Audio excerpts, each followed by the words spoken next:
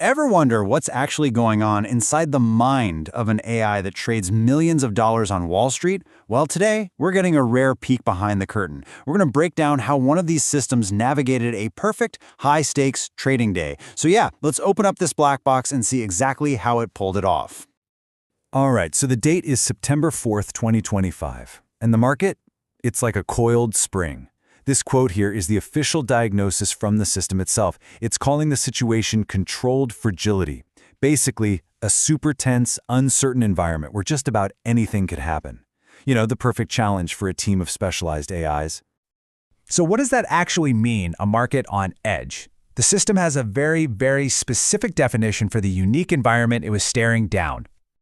This idea of controlled fragility is absolutely key to understanding the whole day.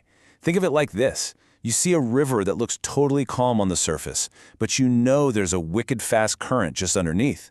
That's this market. The VIX, which is basically Wall Street's fear gauge, is low, so everything looks fine.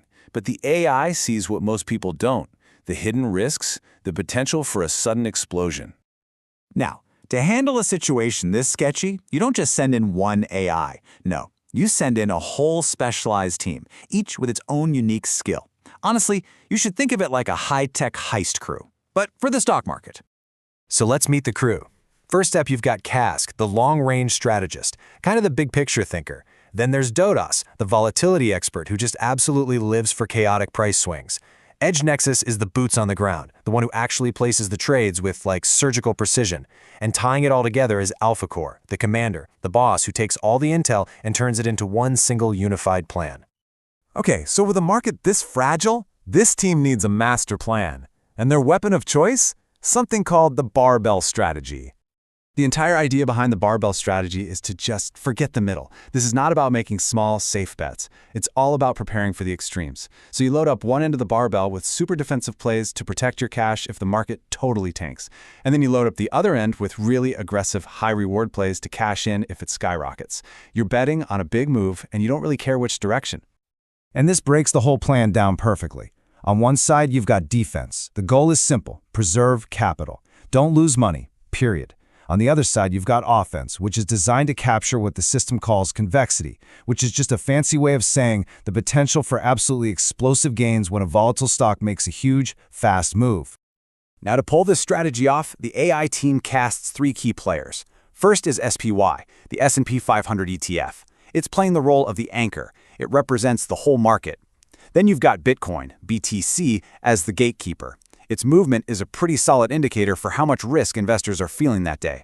And finally, there's Tesla, TSLA, the amplifier, a famously volatile stock that basically magnifies every little market tremor. Okay, so the plan is set. The team is ready. Let's see how they actually put it all into action.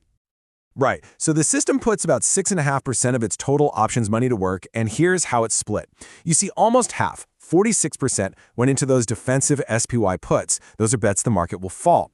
The other half was split between the offense, 31% on TSLA calls and 23% on BTC calls, both of which are bets on a sharp move up. The logic here was simple but really powerful.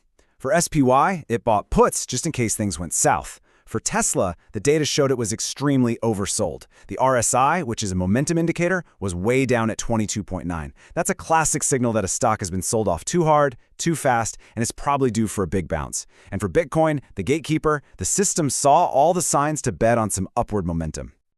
But hey, what if things go wrong? This is the AI's automated defense plan. It's emergency brake. It's always watching the VIX, that market fear gauge. If fear starts to creep up past these specific levels, the system automatically, unemotionally, starts hedging and cutting its risk. It's like having adaptive guardrails designed to protect the money at all costs. So, the stage is set. The bets are placed. The risk controls are armed. Now we get to the moment of truth for our AI trading team. And here's where it gets really interesting. There's a twist. The market didn't just go up, and it didn't just go down. It fractured. The different stocks started moving in completely opposite directions, which put that barbell strategy to the ultimate test. I mean, just look at this split. SPY, the anchor, has this powerful recovery and rallies way off its lows. At the exact same time, Tesla, the amplifier, does the complete opposite, selling off hard. Now, this is where the AI team's complex design really paid off.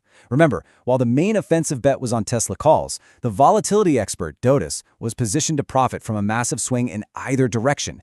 It was built to capture the chaos itself, turning that sharp drop into a huge win. So, with the market basically tearing itself in two, how did the AI's big comprehensive plan actually do? It performed exceptionally.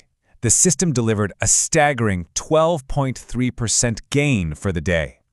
With a perfect 100% win rate, all 6 trades it made that day were winners. And this might be the most impressive part.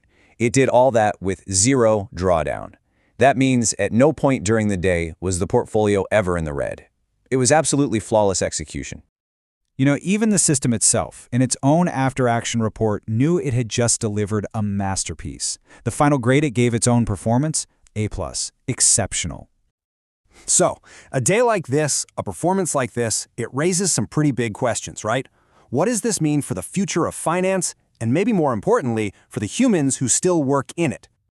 Buried deep in the documents about this day was this fascinating little note. It was an apology from a human analyst who had, at first, criticized the system for being overcomplicated.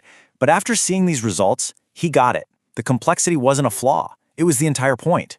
Each AI layer was providing a different, critical perspective, creating this comprehensive view that really no single human could ever hope to match. And really, this brings us to the final question. On a day when an AI can execute a flawless, multi-layered strategy that not only anticipates but profits from pure market chaos, what is the role of the human trader? Is it to build better systems, to babysit them, or is it something else entirely? That's definitely something for all of us to think about.